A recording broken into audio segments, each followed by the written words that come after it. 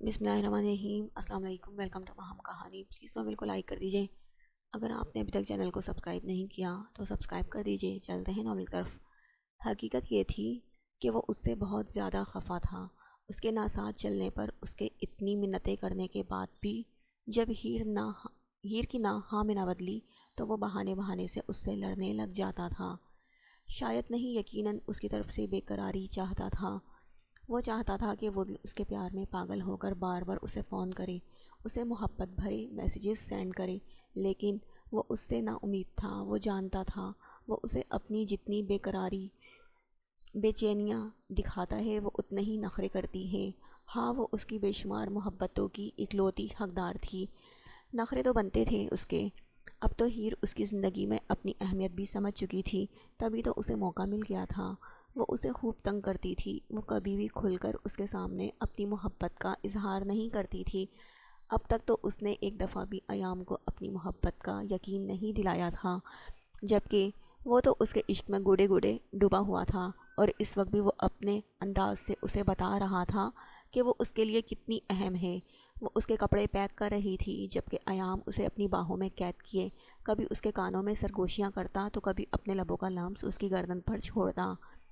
ایام پلیز پیچھے ہٹے نا، مجھے میرا کام کرنے دیں، بہت کام ہے، وہ پیار سے اسے سنبھالے ہوئے بولی تھی، کیونکہ وہ جانتی تھی کہ اگر اس وقت اس نے ایام کو خود سے الگ کیا تو وہ اس سے سخت خفا ہو جائے گا۔ کیا مطلب ہے تمہارا لڑکی؟ شوہر سے زیادہ یہ سب اہم ہے تمہارے لیے؟ وہ بنا بات اس سے لڑنے لگا۔ ہرگز نہیں سرتاج، معاف فرما دیجئے، غلطی ہو گئی آپ کی کنیز سے۔ اگر آپ کی اجازت ہو تو کیا میں یہ کپڑے پیک کر دوں؟ وہ معذرت خواہانہ انداز میں اس کی طرف دیکھتے ہوئے بولی، تو ایام نے اس کا رخ اپنی طرف کر کے اس کے ہاتھ اپنے سینے کے پر دل کے مقام پر رکھ دیے۔ ہیر، تم کنیز نہیں ملکہ ہو اس دل کی، تمہارا حکم سر آنکھوں پر، لیکن تم سے دور جا رہا ہوں نا، تھوڑا سا تو پیار محبت دکھاؤ، تھوڑی سی تو اہمیت دو۔ یہاں تمہارے پیار میں ایک انسان دیوانہ ہوا بیٹھا ہے، اور تم ہو کہ اپنے ان فضول کاموں میں لگی ہوئی ہو۔ تمہیں یہ وقت میرے ساتھ وقت گزارنا چاہیے۔ اللہ اللہ خیر سے 3-4 سال کے لیے نہیں، صرف 3-4 دن کے لیے جا رہے ہیں آپ، تو میرا نہیں خیال کہ آپ کا اتنا جذباتی ہونا بنتا ہے۔ مہربانی فرما کر آپ نا اس ٹرپ کو اتنا دل پر مت لیں، اور پلیز روحی کا بہت سارا خیال رکھیے گا۔ ویسے تو میں ہر وقت آپ کے ساتھ رابطے میں رہوں گی، لیکن پھر بھی آپ روحی پر اس ڈائن کی نظر بھی مت پڑنے دیجیے گا۔ کیا پتہ میری پیاری سی بیٹی پر دل نہ آ جائے۔ اس کے اندر خالص ماں کا ڈر بول رہا تھا۔ وہ مسکرائے بنا نہ رہ سکا۔ میں جتنے دن کے لیے بھی جاؤں تم بس اپنا فرض نبھاؤ، بیوی تمہارے حق میں بہتر رہے گا۔ وہ اس کا چہرہ تھام کر اس پر جھک گیا تھا، جبکہ ہیر کو کوئی بھی بہانہ بنانے کا موقع ہی نہ ملا۔ ویسے بھی وہ اس کی جسارتوں اور شدتوں سے کہاں بچ پاتی تھی۔ ایام سکندر سراپا عشق تھا، وہ اس کی عاشقی تھی، جسے وہ ہر قیمت پر اپنے ساتھ اپنے قریب چاہتا تھا۔ اس کی ڈیمانڈ غلط تو نہ تھی، وہ اس پر اتنا حق تو رکھتا ہی تھا کہ اپنی بیوی سے اس کا ساتھ مانگ سکے۔ وہ لوگ رات تقریباً 11 بجے نکلے تھے۔ روحی سو چکی تھی، وہ اسے کندھے پر اٹھائے آ کر گاڑی میں بیٹھا تھا۔ ان کی فلائٹ 1:30 بجے کی تھی۔ امجد اسے چھوڑنے کے لیے جا رہا تھا، جبکہ ہیر اسے بہت ساری ہدایات دے رہی تھی۔ ہیر اسے چھوڑنے کے لیے ایئرپورٹ تک آنا چاہتی تھی، لیکن رات کا سفر ہونے کی وجہ سے ایام نے اسے سختی سے منع کر دیا تھا۔ اس نے کہا تھا کہ وہ ایئرپورٹ پہنچتے ہی اسے فون کرے گا، لیکن اسے اتنی رات کو کہیں بھی جانے کی ضرورت نہیں ہے۔ لیکن وہ دروازے تک انہیں چھوڑنے کے لیے آئی تھی۔ تانیہ نے اگلے 3 دن تک رات اسی کے پاس رکنا تھا، اسی لیے وہ بھی اس کے ساتھ ہی تھی۔ روحی کو خود سے دور کرتے ہوئے اس کا دل بہت بے چین ہو رہا تھا۔ شاید ماں کا دل ہوتا ہی ایسا ہے، جو اپنی اولاد کے بنا نہیں رہ سکتا، لیکن ایام نے اسے یقین دلایا تھا کہ اس دفعہ پھر روحی کو اپنے ساتھ واپس لے کر آئے گا تو پھر ہر طرح کا ڈر خوف پیچھے چھوڑ آئے گا، کوئی بھی اس کا کچھ نہیں بگاڑ سکتا۔ وہ ایلا کے منہ پر اسی کی چال مارنے جا رہا ہے، وہ ایلا کو اسی کے گیم میں پھنسانے والا ہے۔ ایلا اس کے بعد اس کی بیٹی پر کسی طرح کا کوئی حق نہیں جتا پائے گی، یہ ایام کا دعویٰ تھا۔ تانیہ نے اسے اندر چلنے کے لیے کہا، لیکن جب تک ایام کی گاڑی اس کی نظروں سے اوجھل نہ ہو گئی، اس نے گھر کے اندر کی طرف قدم نہیں بڑھائے تھے۔ گھر کے اندر اور باہر سیکیورٹی بہت ٹائٹ تھی، لیکن اس کے باوجود بھی کوئی تھا جو اس کے ایک ایک قدم پر نظر رکھے ہوئے تھا، اور وہ یہ بھی جان چکا تھا کہ گھر کے اندر کیا ہو رہا ہے۔ تم سچ کہہ رہے ہو نا؟ وہ ایام سکندر پاکستان میں نہیں ہے نا؟ کب تک گیا ہے اور اس کی واپسی کب تک ہوگی؟ مقصد کیا ہے اس کا جانے کا؟ مجھے بتاؤ۔ کنگ بے قراری سے پوچھنے لگا۔ سر، اس دن میں آپ کو یہی بات بتانے والا تھا۔ ایام سکندر کی بیٹی کی کسٹڈی کا کوئی مسئلہ چل رہا ہے اور وہ مسئلہ حل کر کے 3-4 دن میں واپس آنے والا ہے۔ یہ بہترین موقع ہے اس لڑکی کو اس گھر سے باہر نکالنے کا۔ سمجھ لیجئے آپ کے پاس آخری موقع ہے۔ اگر ہم اس دفعہ اس لڑکی کو ایام سے دور نہ کر پائے تو شاید آگے اور بھی مشکل ہو جائے گی، کیونکہ اگر اس کی بیٹی کی کسٹڈی کا مسئلہ حل ہو گیا تو اس کا سارا دھیان اپنے گھر اور فیملی کی طرف آ جائے گا، اور آگے الیکشن سٹارٹ ہونے والے ہیں تو مسائل مزید بڑھ جائیں گے۔ ایام سکندر ہر وقت لوگوں میں گھرا ہوا ہوگا، تو ایسے میں اس کی بیوی کو ہم اغوا نہیں کر سکتے۔ ہمارے پاس آخری موقع ہے، ہمیں اسی میں کچھ نہ کچھ کرنا ہوگا۔ وہ سکون سے اپنی بات کر رہا تھا، جبکہ کنگ کا تو سکون ہی تباہ ہو گیا تھا۔ ٹھیک ہے، اگر یہ آخری موقع ہے تو ہم اسی میں سب کچھ کر لیں گے۔ میں بس اسے ہرانا چاہتا ہوں، اسے اپنے قدموں پر بیٹھا دیکھنا چاہتا ہوں۔ میں چاہتا ہوں کہ وہ مجھ سے اپنی عزت کی بھیک مانگے اور میں اسے ٹھکرا دوں، اور تمہیں میری مدد کرنی پڑے گی وقار۔ تمہیں پتہ ہے میرے دشمنوں کی بھی نظر ہے اس لڑکی پر۔ نہ تو میں ایام سکندر کو خود سے جیتنے دے سکتا ہوں اور نہ ہی ان لوگوں کو جو میری ہار کا انتظار کر رہے ہیں۔ جی سر، آپ فکر نہ کریں، میں آپ کے ساتھ ہوں۔ ہر قدم پر آپ جیسا کہیں گے ویسا ہی ہوگا۔ ایام کے آنے سے پہلے ہم اس لڑکی کو ایام سے بہت دور کر دیں گے، جہاں وہ کبھی بھی اس تک پہنچ نہیں پائے گا۔ آپ مجھے صرف 1 دن کا وقت دیں، میں آپ کو ناراض نہیں کروں گا۔ دیکھیے گا اس دفعہ میں کیا کرتا ہوں، اس دفعہ وہ لڑکی آپ تک ضرور آئے گی۔ وہ پورے یقین سے بول رہا تھا، جبکہ کنگ کو اس پر یقین تھا۔ ٹھیک ہے، دیا تمہیں 1 دن کا وقت، لیکن یاد رکھنا وقار، اس دفعہ میں ناکامی کا منہ نہ دیکھوں۔ وہ کہہ کر فون بند کر چکا تھا، جبکہ وقار ایام پیلس کے باہر کھڑا اپنے اگلے قدم کا انتظار کر رہا تھا۔ ایام آج کورٹ آیا ہوا تھا۔ وہ ہیر سے مسلسل رابطے میں تھا، کیونکہ روحی اسے دیکھے بنا ایک پل بھی نہیں رہ پا رہی تھی۔ یہ اس کی اپنی سگی ماں سے دوسری ملاقات تھی۔ پہلی ملاقات میں تو اس نے اسے منہ ہی نہیں لگایا تھا۔ وہ ایام کے کندھے سے ہی چپکی دوسری طرف منہ کر کے لگی رہی۔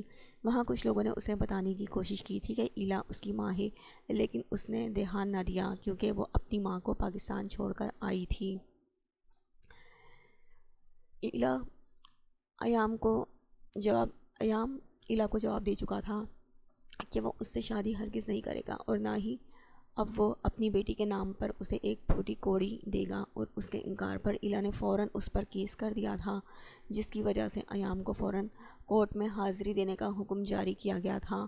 وہ اگلے ہی دن اپنی بیٹی کو لے کر وہاں پہنچ گیا تھا، اور آج ایلا اپنی اور اپنے بوائے فرینڈ کی DNA رپورٹ لے کر آئی تھی، تاکہ وہ ثابت کر سکے کہ وہ اس کی بیٹی ہے اور ایام سکندر نے اسے پیدا ہوتے ہی کڈنیپ کیا ہے۔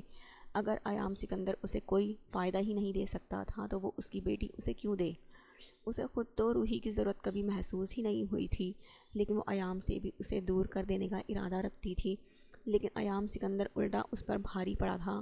اس نے اپنے آفس میں موجود CCTV کیمرے کے پیچھے تمام ریکارڈنگ سیو رکھی ہوئی تھی، جو یقیناً اس کے لندن والے آفس کے سٹاف کی ہی کرم نوازی تھی۔ اس فوٹیج سے ثابت ہو چکا تھا کہ ایلا نے اس کے ساتھ ڈیل کی تھی، جس کے کاغذات بھی اس کے پاس موجود تھے، یہاں تک کہ بینک کے ٹرانسفارمیشن انفارمیشن بھی اب تک اس کے پاس تھی۔ ایلا کے وہم و گمان میں بھی نہیں تھا کہ ایام کے پاس اس طرح کی کوئی چیز موجود ہو سکتی ہے۔ یہ بات تقریباً 2.5-3 سال پرانی تھی، لیکن اس کے باوجود بھی ایلا اپنے ہی جال میں بری طرح سے پھنس چکی تھی۔ قانون نے ایام کو اس بات کے لیے کافی اپریشیٹ کیا تھا کہ اس نے ایک عورت کو اس کے بچے کے قتل کرنے کا حق نہیں دیا۔ بے شک اس نے یہ سب کچھ پیسے دے کر ہی کیا تھا، لیکن اس کی نیت غلط نہیں تھی۔ وہ بس ایک ایسی جان کو بچانے کی کوشش کر رہا تھا جو ابھی تک دنیا میں ہی نہیں آئی تھی۔ اس کے لیے اس نے اس بچے کو خریدا تھا، اور لندن میں بچے کو خرید و فروخت بہت بڑا جرم تھا، جس کی سزا ایام کو جرمانے کی صورت میں ملی تھی، جسے وہ قبول کر چکا تھا۔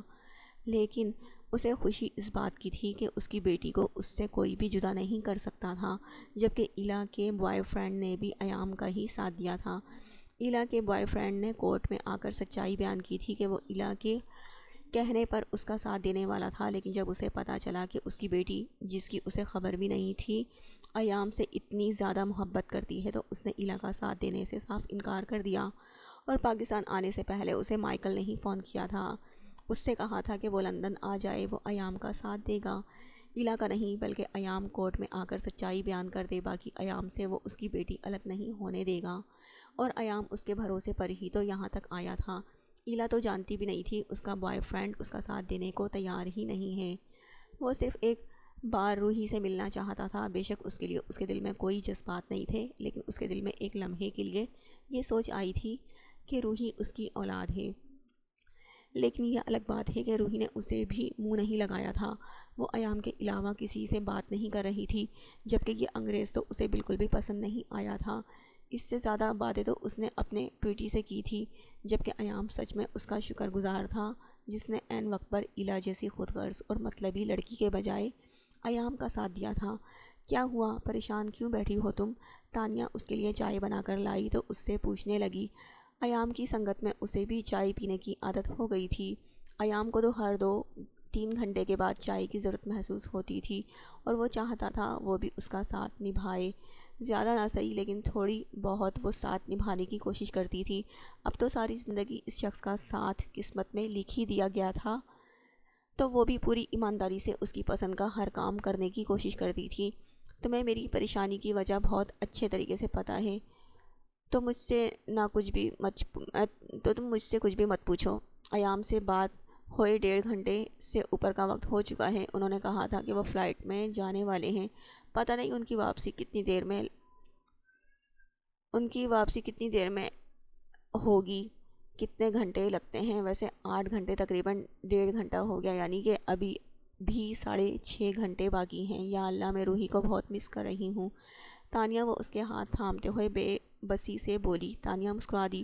سچ کہوں تو اسے تو میں بھی بہت زیادہ مس کر رہی ہوں، پھر تم تو اس کی ماں ہو، تمہارا مس کرنا بنتا بھی ہے، اور ویسے بھی اس نے مجھ سے وعدہ کیا تھا کہ اس دفعہ میرے لیے گفٹ لے کر آئے گی، اگر وہ میرا گفٹ نہیں لائی نا تو تمہاری بیٹی کے ساتھ میری ناراضگی پکی ہے، لیکن تمہارا موڈ ٹھیک کرنے کے لیے کچھ سوچتے ہیں، ہاں کیوں نہ ہم باہر گارڈن میں چلتے ہیں، بلکہ گارڈن کو بھی چھوڑو، چلو اپنے ایریا کی حدوں تک واک کر کے آتے ہیں۔ وہ اسے دیکھتے ہوئے بولی تو ہیر کو بھی اس کا آئیڈیا بہت زیادہ پسند آیا، کیونکہ اب باہر تو وہ اکثر ہی ایام اور روحی کے ساتھ جاتی تھی، اور اپنے ایریا کی حدود میں کئی دفعہ وہ تانیہ کے ساتھ بھی واک کر کے آئی تھی، اسے اب اس جگہ سے کوئی خطرہ محسوس نہیں ہوتا تھا۔ تمہارا آئیڈیا بہت اچھا ہے اور ہمیں چلنا بھی چاہیے، لیکن میری بیٹی سے ناراض مت ہونا، وہ بھول جاتی ہے، معصوم ہے نا۔ ابھی وہ تانیہ اور روحی کی ناراضگی والی بات سوچ کر بولی تھی، اچھا تمہاری بیٹی معصوم ہے اور تمہاری سہیلی معصوم نہیں ہے جو اس کی طرف سے گفٹ کا انتظار کر رہی ہیں، ویسے تو وہ میرے لیے بہت خوبصورت گفٹ لائی تھی، اور میں روز رات میں اس ٹیڈی کو اپنے ساتھ سلاتی بھی ہوں، لیکن تمہاری بیٹی نے مجھ سے نئے والے گفٹ کا بھی وعدہ کیا ہے جو میں اس سے ضرور لوں گی۔ وہ اس کے ساتھ ہی اٹھ کر باہر آتے ہوئے اپنے ارادے بتا رہی تھی، جبکہ ہیر کندھے اچھلا کر آگے بڑھ گئی۔ تانیہ میرے خیال میں ہم بہت آگے نکل آئے ہیں، ہمیں واپس چلنا چاہیے۔ وہ تانیہ کے ساتھ واک کرتے گھر کی حدود میں بہت آگے نکل آئی تھی، جو کہ اسے اب پریشان کرنے کی وجہ بن گئی تھی۔ تانیہ نے بھی اس کے چہرے کی پریشانی نوٹ کرتے ہوئے واپس جانا بہتر سمجھا تھا، کیونکہ اب اندھیرا ہو چکا تھا، تو اس طرح سے زیادہ دیر باہر رہنا ان دونوں کے لیے بالکل بھی مناسب نہیں تھا۔ اس طرف آتے ہوئے امجد نے آفر کی تھی کہ وہ گاڑی پر چھوڑ آئے گا، لیکن ان دونوں نے کہا کہ وہ بس یہیں تک گھوم پھر کر واپس آ جائیں گی، بس تھوڑی دیر چہل قدمی کرنی ہے۔ ہاں مجھے بھی ایسا ہی لگ رہا ہے، چلو آؤ اب واپس چلتے ہیں، کتنا زیادہ اندھیرا ہو گیا ہے، ہمیں زیادہ دیر اس طرف نہیں رکنا چاہیے۔ امجد بھائی بھی پریشان ہو رہے ہوں گے کہ ہم اتنی دیر سے کہاں ہیں، ویسے ہم اتنی دیر لگاتے تو نہیں ہیں نا، آج نکلے ہیں بہت لیٹ تھے گھر سے، شاید اسی لیے باتیں کرتے کرتے پتہ ہی نہیں چلا، چلو آؤ چلتے ہیں۔ وہ واپس گھر کی طرف قدم بڑھاتے ہوئے اس سے بولی تھی تو ہیر بھی اس کے ساتھ چل دی۔ انہیں جلدی سے جلدی گھر واپس پہنچنا تھا، کیونکہ گھر جاتے ہوئے انہیں مزید اندھیرا ہو جاتا۔ وہ تیز تیز قدم اٹھاتی باتیں کرتی واپس جا رہی تھی، جب اچانک 2-3 گاڑیاں ان کے آگے پیچھے آ رکیں۔ اچانک ان کی گئی حرکت کی وجہ سے اس کی چیخ بلند ہوئی تھی۔ وہ اب تک اس سب کو سمجھ ہی نہیں پائی تھی کہ کچھ آدمی تیزی سے گاڑی سے نکلتے ہوئے انہیں گھیرے میں لے چکے تھے۔ ہیر کو اچانک بازو سے پکڑ کر اس نے گاڑی کی طرف کھینچا تھا، جبکہ تانیہ کو دھکا مارتے ہوئے اس کے منہ پر کچھ رکھ دیا تھا۔ چھوڑو اسے، چھوڑو، میں کہتی ہوں چھوڑ دو ہیر کو۔ تانیہ اسے خود سے دور کرتے ہوئے دھکے دے رہی تھی، جبکہ ہیر کی بھی آوازیں سنائی دے رہی تھی، لیکن آہستہ آہستہ اس کا ذہن بند ہوتا چلا گیا۔ ہم کب تک پہنچیں گے ماما جانی کے پاس؟ وہ اس کی گود میں لیٹی اس سے سوال جواب کر رہی تھی کہ وہ لوگ 2 دن میں واپس جانے والے تھے۔ دو دن ہی دو ہی دن کے اندر اندر ایام نے سب کچھ کر لیا تھا، اور اب وہ روحی کو واپس پاکستان لے جا رہا تھا، جس پر روحی بہت خوش تھی، کیونکہ وہ واپس اپنی ماما جانی کے پاس جانا چاہتی تھی۔ ایئرپورٹ آتے وقت تک وہ اس سے باتیں کرتی رہی تھی، ویڈیو کال چلتی رہی تھی، لیکن جیسے ہی وہ لوگ فلائٹ میں داخل ہوئے اس کی فون کال بند ہو گئی اور اس نے اپنی ماما جانی کو مس کرنا شروع کر دیا۔ بس بابا کی جان، ہم جلدی ہی واپس آپ کی ماما کے پاس پہنچ جائیں گے۔ آپ کے بابا بھی نا آپ کی ماما کو بہت زیادہ مس کر رہے ہیں۔ وہ پیار سے اس کے دونوں گال چومتے ہوئے اپنے دل کی بات بتانے لگا۔ تو آپ بھی انہیں ٹائٹ سی ہگی کرو گے؟ وہ سوچتے ہوئے بولی۔ ہاں، اگر آپ کرو گی تو میں بھی کروں گا، وہ مسکرا کر بولا تھا۔ میں نا ان کو بہت زور سے ہگی کروں گی، وہ اسے دیکھتے ہوئے بتانے لگی تھی، اور میں بھی اس کو بہت زور سے ہگی کروں گا، اس نے بھی اس کی ہی انداز میں کہا تھا، لیکن روحی کو اس کی یہ بات پسند نہیں آئی۔ نہیں، میں آپ سے بھی زیادہ زور سے کروں گی، وہ ضدی انداز میں بولی۔ ہاں ہاں اوکے میرا بچہ، آپ زیادہ زور سے کر لینا، وہ اسے خود میں بھینچتے ہوئے ہنستے ہوئے بولا تھا۔ تانیہ کو ہوش آیا تو وہ گھر میں باہر صوفے پر لیٹی ہوئی تھی۔ اس نے فوراً آنکھیں کھول کر آگے پیچھے دیکھا، جہاں امجد اس پر جھکا ہوا تھا، جبکہ مس میری اس کے پاس پریشان کھڑی تھی۔ خدا کا لاکھ لاکھ شکر ہے تانیہ، آپ کو ہوش تو آیا۔ یہ سب کیا تھا؟ ہیر کہاں ہے؟ ڈاکٹر تھوڑی دیر پہلے ہی آپ کو چیک کر کے گئی ہے، اس کا کہنا ہے آپ کو کوئی نشہ آور پرفیوم سنگائی گئی ہے، جس کی وجہ سے آپ اپنے ہوش و حواس سے بیگانہ ہو گئی۔ جب آپ لوگ وقت پر نہیں پہنچی تو میں آپ لوگوں کے پیچھے گیا تھا، لیکن تھوڑے آگے فاصلے پر جا کر مجھے صرف آپ ہی زمین پر بے ہوش پڑی نظر آئی، ہیر آپ کے ساتھ نہیں تھی۔ وہاں کیا ہوا تھا تانیہ؟ امجد اس سے پوچھ رہا تھا، جبکہ اس کا ذہن اب تک عجیب طرح کی کشمکش میں تھا۔ مجھے نہیں پتہ امجد بھائی، مجھے کچھ بھی نہیں پتہ، وہ میرے ساتھ تھی، اچانک کچھ گاڑیاں آ کر ہمارے پاس رکی، اور اس کے بعد ان لوگوں نے مجھے دھکا دے کر میرے منہ پر رومال رکھ دیا۔ وہ ہیر کو اغوا کر کے لے کر جا رہے تھے، اور میں نے ان کو روکنے کی بہت کوشش کی، لیکن ان لوگوں نے مجھے بے ہوش کر دیا۔ ہیر مجھے بلا رہی تھی، وہ ڈر رہی تھی، چلا رہی تھی، میں اس کی کوئی مدد نہیں کر سکی، وہ مجھ سے مدد مانگ رہی تھی امجد بھائی، اور وہ لوگ اسے میرے سامنے اٹھا کر لے گئے۔ مجھے اسے اپنے ساتھ لے کر جانا ہی نہیں چاہیے تھا، میں نے بہت بڑی غلطی کر دی۔ یا اللہ، ہیر کا کیا ہوگا؟ ہیر کے بارے میں ہمیں کیسے پتہ چلے گا؟ وہ برے طریقے سے رو رہی تھی۔ جب مس میری اس کے پاس آ بیٹھی تو وہ میری کے ساتھ لگ گئی تھی، جو کب سے اسے دلاسا دیتی رہی تھی۔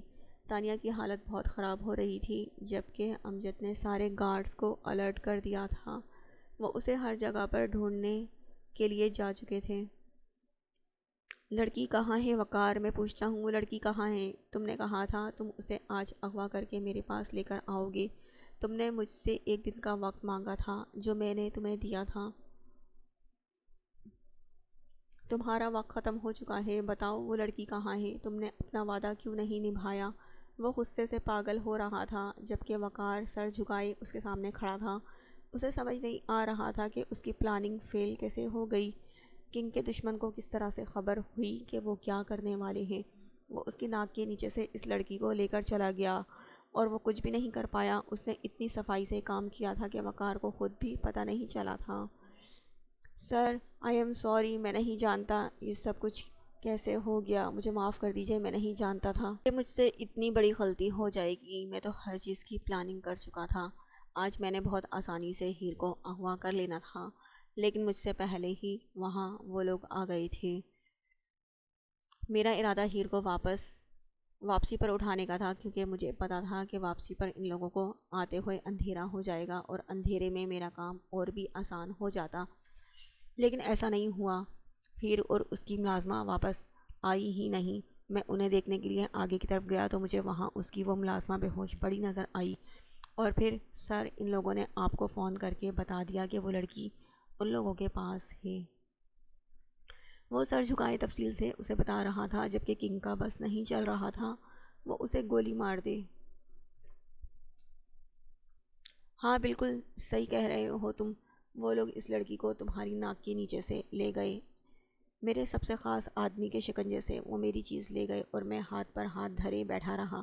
یہ تھی تمہاری پلاننگ، یہ کرنے والے تھے تم۔ اگر مجھے اندازہ ہوتا نا کہ تم اتنے بے وقوف ہو وقار، تو میں تمہیں کبھی بھی اپنے ساتھ رکھتا ہی نہیں۔ تم نے کیسے سوچ لیا کہ ہیر کے اس گھر سے باہر نکلنے پر صرف تمہاری ہی نظر ہوگی اور کوئی اس کی طاق میں نہیں بیٹھا ہوگا؟ اب وہ آدمی مجھے بار بار فون کر رہا ہے، میری بے بسی کا مذاق بنا رہا ہے، وہ مجھے بار بار بتا رہا ہے کہ اس نے مجھے دھوکہ دے دیا اور اس لڑکی کو لے گیا جسے میں اپنے بستر پر چاہتا ہوں۔ وہ غصے سے پاگل ہوتے ہوئے اس پر دھاڑ رہا تھا۔ میرے خیال میں سر آپ کو اس لڑکی کا پیچھا چھوڑ دینا چاہیے۔ اب آپ کو اس لڑکی کا کوئی فائدہ نہیں ہے۔ اب وہ ایسی ہرگز نہیں ہے جیسی آپ چاہتے تھے۔ وہ لڑکی اب ماں بننے والی ہے۔ جی سر، کل ہی وہ اپنی ملازمہ کے ساتھ پاس کے اسپتال میں گئی تھی۔ میں نے ان کے جانے کے بعد اس لڑکی کی رپورٹس ڈاکٹر سے لے لی تھی۔ سر آپ کو اس لڑکی کا کوئی فائدہ نہیں ہے، وہ آپ کی خواہشات پر پوری نہیں اترتی۔ میرے خیال میں اب آپ کو اسے چھوڑ دینا چاہیے۔ وقار نے اسے سمجھداری کی بات بتائی تھی۔ نہیں، اگر مجھے اس لڑکی کو چھوڑنا ہوتا تو میں اسے اسی دن چھوڑ دیتا جس دن اس نے ایام سکندر سے شادی کی تھی، لیکن میں اسے نہیں چھوڑوں گا، کیونکہ اس کی شادی کا مطلب یہ تھا کہ وہ ایام سکندر، اس لڑکی کا شوہر، مجھے ہرا چکا ہے۔ انڈر ورلڈ کے سب سے خطرناک مجرم کو اس نے چٹکیوں میں بے بس کر دیا، اور میں کچھ بھی نہیں کر سکا۔ تم چاہتے ہو کہ میں اس آدمی کے سامنے ہار جاؤں، اور اب تو اس کھیل میں اور بھی لوگ شامل ہو چکے ہیں۔ اب اسے میں نے صرف ایام سے نہیں چھیننا، بلکہ اپنے دشمنوں سے بھی چھیننا ہے۔ میں اس لڑکی کو حاصل کر کے بتاؤں گا کہ کنگ کو کوئی بھی ہرا نہیں سکتا۔ ان لوگوں نے اس لڑکی کو اغوا کیا ہے تاکہ وہ میری جگہ لے سکے، وہ مجھے یہ بتا سکیں کہ میں ایک معمولی سی لڑکی کو ان سے چھین نہیں پایا، لیکن ان کیڑے مکوڑوں کو میں جلد ہی اپنے راستے سے ہٹا دوں گا، اور ایام سکندر اسے تو میرے قدموں میں اپنی ناک رگڑ کر مجھ سے معافی مانگنی پڑے گی۔ اتنی آسانی سے میں اسے نہیں چھوڑوں گا۔ اب یہ صرف کنگ کی ہار کا نہیں بلکہ کنگ کی انا کا مسئلہ ہے، اور جب مسئلہ انا پر آ جائے تو پھر کنگ اچھوں کو کی اکڑ نکال دیتا ہے، اور تم بہت جلد ایام سکندر کو میرے جوتوں میں سر دیے پاؤ گے۔ وہ اکڑ سے بول رہا تھا، جبکہ وقار خاموش کھڑا اسے سنتا گیا۔ تانیہ، رونا بند کرو، میں سر کو فون کرنے کی کوشش کر رہا ہوں۔ دعا کرو کہ اس مسئلے کا حل نکل آئے، اور سب لوگ گئے ہوئے ہیں ہیر کو ڈھونڈنے کے لیے۔ دعا کرو کہ وہ صحیح سلامت مل جائے۔ اسے اغوا کیا گیا ہے، یہ سمجھنا مشکل نہیں ہے۔ میں سر ایام سے مسلسل رابطہ کرنے کی کوشش کر رہا ہوں۔ جیسے ہی ان کا موبائل فون آن ہوگا میں انہیں سب کچھ بتا دوں گا۔ اب ہمیں صرف انہی کے آنے کا انتظار کرنا ہوگا۔ وہی بہتر جانتے ہیں کہ اب آگے کیا ہوگا۔ نہ جانے کون لوگ تھے، کہاں سے آئے تھے، مقصد کیا تھا ان لوگوں کا، ہیر کو کیوں اغوا کیا ہے ان لوگوں نے۔ یہ کام کہیں ان لوگوں کا تو نہیں جن لوگوں نے پہلے ہیر کو اغوا کیا تھا، یا پھر اس آدمی کا جو ایام سر کو دھمکیاں دے رہا تھا۔ وہ اندر کمرے میں داخل ہوتے ہوئے تانیہ سے کہنے لگا تھا، مجھے نہیں پتا امجد بھائی، مجھے کچھ نہیں پتا، پلیز آپ ہیر کو واپس لے آئیں۔ وہ روتے ہوئے بولی، گھبراؤ مت گڑیا، ہیر کو کچھ نہیں ہوگا۔ میں جتنا جلدی ہو سکے ہیر کا پتہ لگانے کی کوشش کر رہا ہوں۔ اس کا موبائل فون بھی وہیں پر گر گیا تھا، اس کی لوکیشن تک ٹریس نہیں کر پا رہا ہوں میں، لیکن تم فکر مت کرو، پولیس کو خبر کر دی ہے، وہ لوگ ایکشن لے چکے ہیں۔ جلد سے جلد ہماری ہیر ہمارے پاس ہوگی۔ میں کسی بھی طرح ایام سر سے رابطہ کر کے انہیں ساری بات بتاتا ہوں، بلکہ میں ایئرپورٹ کے لیے نکلتا ہوں۔ ہیر کو غائب ہوئے 8 گھنٹے سے زیادہ وقت ہو چکا ہے۔ سر ایام پاکستان لینڈ کر چکے ہوں گے، مجھے جلدی سے جلدی ایئرپورٹ پہنچ جانا چاہیے۔ وہ بس اتنا کہہ کر کمرے سے نکل گیا تھا، جبکہ تانیہ ہیر کی خیریت کی دعا مانگتے پھر سے رونے لگی تھی۔ ایام جیسے ہی روحی کو لے کر ایئرپورٹ کی حدود سے باہر نکلا، اس نے ہر طرف نظر دوڑائی تھی، لیکن امجد اسے کہیں بھی نظر نہیں آیا۔ وہ اسے لینے کے لیے نہیں آیا تھا۔ وہ پریشانی سے اپنا فون نکالنے لگا، لیکن جیسے ہی اس کا فون آن ہوا، اس کے موبائل پر لاتعداد کالز اور میسیجز آئے ہوئے تھے، جو سب کے سب امجد کے تھے۔ ایک دو غیر ضروری میسیجز کو اگنور کرتا وہ امجد کے میسیجز کھولنے لگا۔ امجد نے اسے اتنے سارے میسیجز اور کالز کیوں کی تھی، حالانکہ وہ جانتا تھا کہ وہ اس وقت فلائٹ میں ہے جہاں وہ اس سے ہرگز بات نہیں کر سکتا۔ لیکن جیسے جیسے وہ امجد کے میسیجز پڑھ رہا تھا، اس کا دماغ گھومنے لگا۔ امجد کے میسیجز بہت عجیب سے تھے۔ ہیر نہیں مل رہی ہے سر، ہیر کہیں گم ہو گئی ہے۔ میں تانیہ اور ہیر کو ڈھونڈنے گیا تھا۔ وہاں تانیہ سڑک پر بے ہوش پڑی تھی اور اس کے آدھے ادھورے میسیجز کو ایام سمجھ نہیں پا رہا تھا۔ اسے ان سب باتوں میں بس اتنا سمجھ آ رہا تھا کہ ہیر کو کسی نے اغوا کر لیا ہے۔ وہ میسیج پڑھتا جا رہا تھا جبکہ اس کا دماغ بری طرح سے گھوم رہا تھا۔ اس نے اگلے ہی لمحے امجد کو فون کرنا شروع کر دیا جب اسے اچانک ہی وہاں امجد آتا نظر آیا۔ وہ تیزی سے قدم اٹھاتا اسی طرف بڑھ گیا، جو چہرے سے ہی بہت زیادہ پریشان لگ رہا تھا، اور امجد نے اس تک پہنچ کر اسے پوری بات بتانا شروع کر دی تھی۔ امجد نے اسے سب کچھ بتا دیا تھا، شام سے لے کر اب تک جو کچھ بھی ہوا تھا۔ اس وقت رات کا 1 بج رہا تھا اور ہیر تقریباً 5 بجے سے غائب تھی۔